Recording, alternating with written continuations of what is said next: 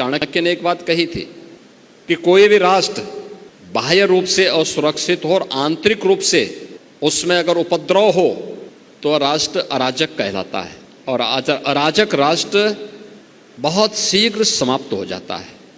यानी अराजक राष्ट्र की स्थिति वैसे ही होती है जैसे आज आप पाकिस्तान की स्थिति देखते होंगे।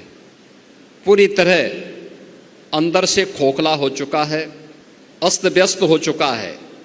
ये अराजकता किसी भी राष्ट्र को दुर्गति के कगार पर ले जा करके उसके अस्तित्व के सामने प्रश्न चिन्ह खड़ा कर सकता है।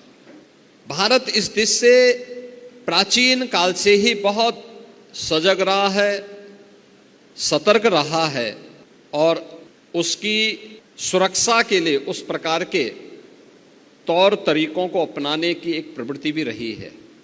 वैदिक कालखंड से ही हर भारतीय को इस बात की शिक्षा दी जाती है कि धरती हमारी माता है, हम सब इसके पुत्र हैं। माता भूमि पुत्रो हम पृथिव्या।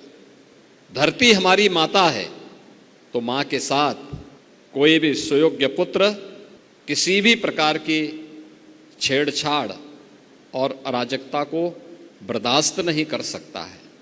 कोई भी पुत्र नहीं कर सकता है। अगर भारत की आन मान और शान के साथ कोई दुस्साहस करेगा तो हर भारतवासी उठ कर के खड़ा होगा।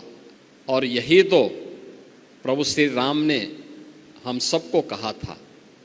उनका उपदेश इसी बात को लेकर के, जब उन्होंने जंगलों वन के दिनों में, जब वनवास उनको हुआ वन के अंदर, और उस समय की भारत की सबसे बड़ी चुनौती जो थी, वे जो राक्षस थे, रावण के राक्षस थे, उन राक्षसों के उत्पात के बारे में, उनके उपद्रव के बारे में जब उनके सामने इस बात को रखा था तो उन्होंने एक ही संकल्प लिया था। तब उन्होंने कहा था, भारत की विद्वत शक्ति के सामने उस समय उन्होंने एक ही संकल्प लिया था, निस्सरहीन करो मई मुझ उठाए प्रण कीन।